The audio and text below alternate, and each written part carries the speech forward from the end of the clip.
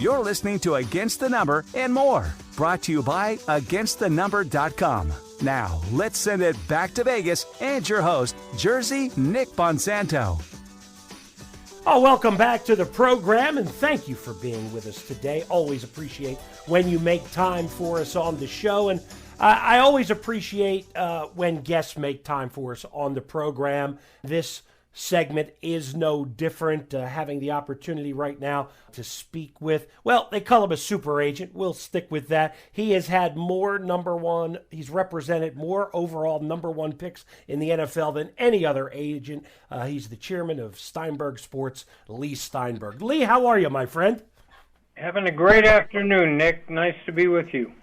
Same here. I mean, life is good, is it? I mean, let's be honest. We worry about a lot of the things we can't control sometimes, but life is good each day. It's a matter of perspective, and you can see the glass is half full. And, we live in a pretty free country with a high standard of living and a lot of physical beauty, and we're blessed with that. So, Leigh, let me ask you a question. I mean, I'm sure the first thing whenever you do these interviews or talk to people, they always bring up the movie Jerry Maguire. Everyone talks about how that character, Jerry Maguire, was patterned after you. How does that make you feel that film had the success and that message is out there that it is patterned after you? Well, Cameron Crowe, the writer-director, called me up in 1993 and asked if he could follow me around being a fly on the wall, seeing whatever was going on in a world of an agent. And so he came to the NFL draft in 1993 with me when Drew Bledsoe was the first pick. He came to the league meetings in Palm Desert. He came to SC Pro Scouting Day, came to a number of games, and I told him lots and lots of stories. And then my job was as technical advisor, was to vet the scripts to make sure that hardcore sports fans like you knew the look was right, the dialogue was not stilted or phony. And then he assigned me the actors like Cuba Gooding Jr. I took down to the Super Bowl in Phoenix, and I made him pretend he was a wide receiver that I was representing for a week. And he hung out with Desmond Howard and Amani Toomer. And I actually had to show the quarterback in the film, Jerry O'Connell, how to throw a spiral because he had gone to NYU and they didn't have a football program. So it's been 25 years of almost always when I walk through an airport or going out to dinner, someone running up and either asking me to say the words or saying the words to start with, "Show me the..." Now, do you ever say like Quan instead of money? There were so many amazing lines that Cameron wrote that it was, and it's been 25 years, and yet they still air it on television consistently and for new generations. But it was a lot of fun. After that, I worked on a film called Any Given Sunday with the director Oliver Stone, and there was a quarterback in that film played by a rapper, and they asked me what I thought, and I said, you can't use him unless you double him. And ever seen powder puff quarterbacks can throw better than he can. So they fired the rapper, and they gave a young comedic actor his first role, and that was Jamie Foxx. Yeah, that was pretty good casting. Hey, we're chatting with Leigh Steinberg here on the program. Leigh, and I want to get to some of your work as actually an agent, but the one thing you also consulted on, to my knowledge, one of my all-time favorites, my good buddy Robert Wall was part of it, was Arliss. I mean, to me, people of my generation, Arliss was as good as it gets of a series that was done on HBO. So what I did with Arliss was to give them the worst ideas I could ever have as an agent and have Arliss do them. And I said, please don't give me screen credit, because I'm having Arliss go out with the wife of a player, which is a very quick way to a fundamental suicide journey. Or I had Arliss bring a team to Los Angeles, only represented the stadium, the team, every side of the transaction. Now, these are things I'd never do in real life, but Arliss got to play out our worst fantasies. Yeah, he did. And well, listen, thank you for giving him the bad ideas because they worked well in that situation, and Robert did a great job portraying it. I'll give it that. But Leigh, let me ask you this: as you embarked, into your career as a sports agent, and it's been many years now, your first client was Steve Bartkowski, if I have that right, correct? Yes, he was. When you look back at where it started, what did you think that day you had Steve Bartkowski, it would take you to where you are today? Oh my God, no. There really wasn't a field of sports agentry at that time.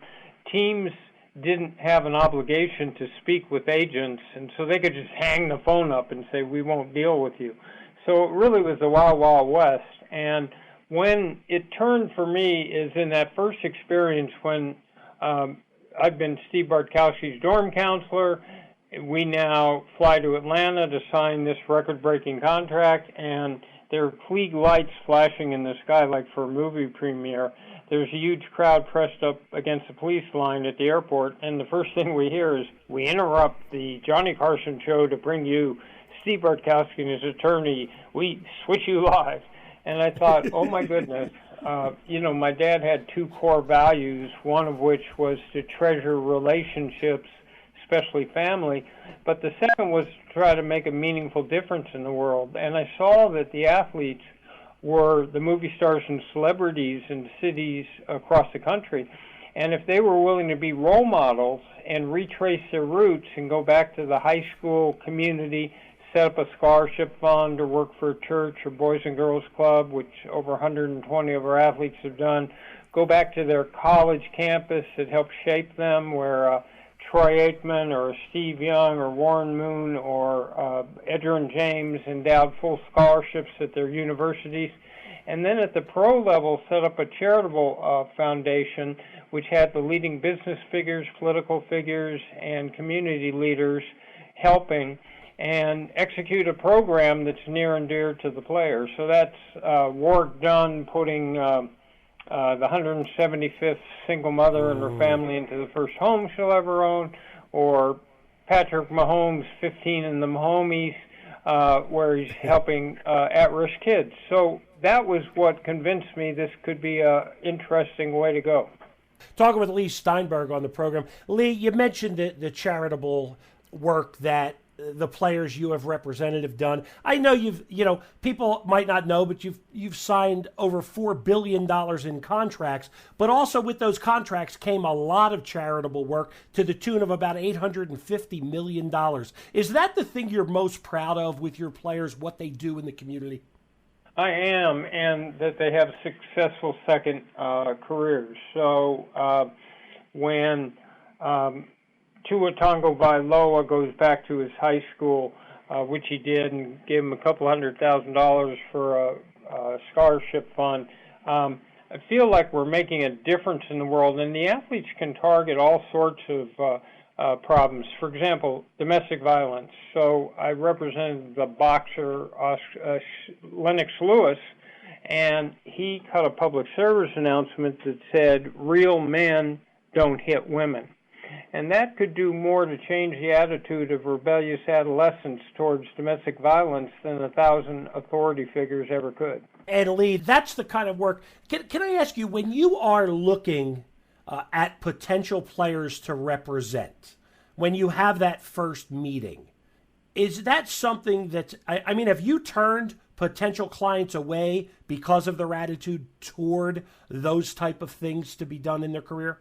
Yes, and what we do is to profile players. So I'll research the player, and if I find out, he went on a mission to Haiti, or he worked with an inner city kid, or he did something at the collegiate level, you're looking for a really bright, charitably minded, social conscience,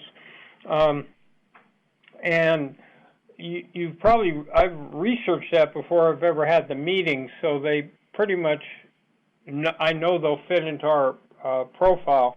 and then we can help them. And then it's the path to the draft. It's mentoring them into a pro career. It's having them reestablish themselves in a charitable way. It's bonding and planning for second career. And hopefully 12 of our players are in the Hall of Fame in football. And hopefully they go on to do what Brent Jones, the retired tight end, did, which is set up a $4 billion hedge fund, or they'll be Desmond Howard on ESPN Game Day. So you're looking to the completion where you get the player to a happy second career is really part of the process. Talking with Leigh Steinberg on the program. Leigh, you've had 64 first-rounders. You currently, you mentioned you're currently working with Pat Mahomes, and Tua is also a player you're working with. When you look at guys like Pat right now, who the Chiefs have had some problems, Tua is a player that right now you hear a lot of chatter around it. How do you come into play? Do you help these players stay focused and kind of tune out that noise? Does an agent have anything to do with that? Oh, of course. And the players will call all the time. The most important thing, Nick, is listening skills. It's tuning into a client's deepest anxieties and fears and their greatest hopes and dreams. If I can put myself in their head and their heart and see the world the way they look at it, then we're able to overcome, any obstacles. And, for example, in the Tua situation, nobody's said anything to Chris Cabot or myself about, about him not being a Miami Dolphin. But obviously, as long as you have the Houston quarterback sitting there, there's going to be chatter. But Tua can't control that. And here's what's critical. It's the ability in adversity. And Tua is a young quarterback who's going to be great. He's going to be a franchise quarterback. But we forget he's only in his second year. And the performance of Joe Burrow and Justin Herbert gives you an artificial sense of how fast a quarterback is supposed to be able to adjust to NFL football. I mean, they go back and look at the field and they call timeout at the wrong time. They throw interceptions they'll never throw before. It's got to slow down. So, Patrick clearly is going to work his way through this. It's the same front office and coaching staff that got them 2 consecutive years to the Super Bowl. They'll figure it out. It's early in the season. Hey, we've been chatting here with Agent Leigh Steinberg of Steinberg Sports. He's the chairman. Leigh, I really appreciate that you gave us time today. I know you're a busy man, but I'd love to have your story out there a little bit, and I do appreciate you giving us the time, and it's nice to chat with you again. Well, my pleasure. Who would have known that Las Vegas would become this massive pro sports center, right? No one would have known. No one. And, hey, Leigh, let's do this again another time, my friend. Be well, stay healthy, and we'll talk soon. Thank you. All righty. And we'll come back with more on Against the Number and more on the Sports Byline USA Network.